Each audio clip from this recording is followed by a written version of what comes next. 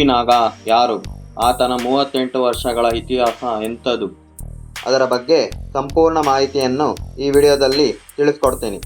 ಆದ್ದರಿಂದ ಸ್ವಲ್ಪವೂ ಸ್ಕಿಪ್ ಮಾಡದೆ ಪೂರ್ತಿ ವಿಡಿಯೋ ನೋಡಿ. ಹಾಗೆ ನೀವಿನ್ನು ನಮ್ಮ ಚಾನಲ್ನ ಸಬ್ಸ್ಕ್ರೈಬ್ ಮಾಡಿಲ್ಲ ಅಂದರೆ ಸಬ್ಸ್ಕ್ರೈಬ್ ಮಾಡ್ಕೊಳ್ಳಿ.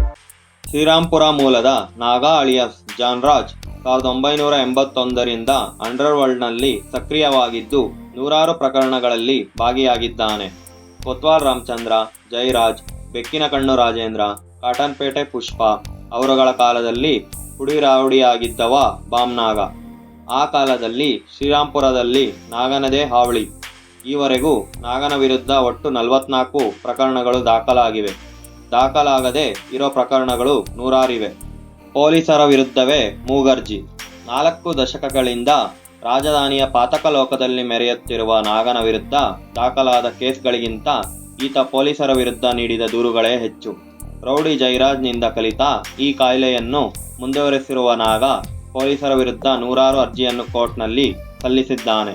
ರೌಡಿ ಪಟ್ಟ ತೆಗೆಸಿದ ನಾಗ 1981ರಿಂದ ಸಾಕಷ್ಟು ಪ್ರಕರಣಗಳ ದಾಖಲಾಗಿದ್ದರೂ 2000ನೇ ದಶಕದಲ್ಲಿ ಸೈಲೆಂಟ್ ಆದಂತೆ ನಟಿಸಿದ್ದ ನಾಗ ರೌಡಿ ಶೀಟ್ ಕ್ಲೋಸ್ ಮಾಡುವಂತೆ ಕೋರ್ಟ್ ಮೊರೆ ಹೋಗಿದ್ದ. ಅಲ್ಲದೆ ತನ್ನ ಹೆಸರಿನ ಹಿಂದಿದ್ದ ಬಾಂಬ್ ಎಂಬ ಪದ ಬಳಕೆ ಮಾಡದಂತೆ ಕೋರ್ಟ್ ಮೆಟ್ಟಲೇರಿ ಜಯಗಳಿಸಿದ್ದ. ನಂತರ ರಾಜಕೀಯದಲ್ಲಿ ಬೆಳೆದ ನಾಗ ತೆರೆಮರೆಯಲ್ಲಿ ರೌಡಿ ಚಟುವಟಿಕೆ ಮುಂದುವರಿಸಿದ್ದ. ರೌಡಿ ಶೀಟ್ ತೆಗೆದ ನಂತರ ನಾಗ ಕಾರ್ಪೊರೇಟರ್ ಆಗಿ ಆಯ್ಕೆಯಾದ. ಅಲ್ಲದೆ ತನ್ನ ಹೆಂಡತಿಯನ್ನು ಕಾರ್ಪೊರೇಟರ್ ಮಾಡಿ ರಾಜಕೀಯವಾಗಿ ಬಲಿಷ್ಠನಾಗುತ್ತಾ ಹೋದ. 2013ರಲ್ಲಿ PSR ಕಾಂಗ್ರೆಸ್ನಿಂದ ಸ್ಪರ್ಧಿಸಿದ್ದ. ಅಲ್ಲದೆ ನಾಗ ಮತ್ತವನ ಪಟಲಂಗೆ ಪ್ರಭಾವಿ ರಾಜಕಾರಣಿಗಳ ಬೆಂಬಲ ಕೂಡ ಇದೆ. ಬೆಟ್ಟಿಂಗ್ ದಂಧೆ. ನಾಗ IPL ಬೆಟ್ಟಿಂಗ್ನಲ್ಲಿ ಬಹಳ ಸಕ್ರಿಯನಾಗಿದ್ದಾನೆ ಎನ್ನಲಾಗಿದೆ. ಶ್ರೀರಾಂಪುರದ ಕಚೇರಿ ಮತ್ತು ದಾಸ್ಪೇಟೆಯ ಫಾರ್ಮ್ ಹೌಸ್ನಲ್ಲಿ ಈತ ಬೆಟ್ಟಿಂಗ್ ನಡೆಸುತ್ತಾನೆ. ಸ್ನೇಹ ಸೇವಾ ಸಮಿತಿ ಎಂದು ಟ್ರಸ್ಟ್ ಮಾಡಿಕೊಂಡು ಬೆಟ್ಟಿಂಗ್ ಹಣವನ್ನು ಅದರಲ್ಲಿ ಇಟ್ಟಿದ್ದಾನೆ.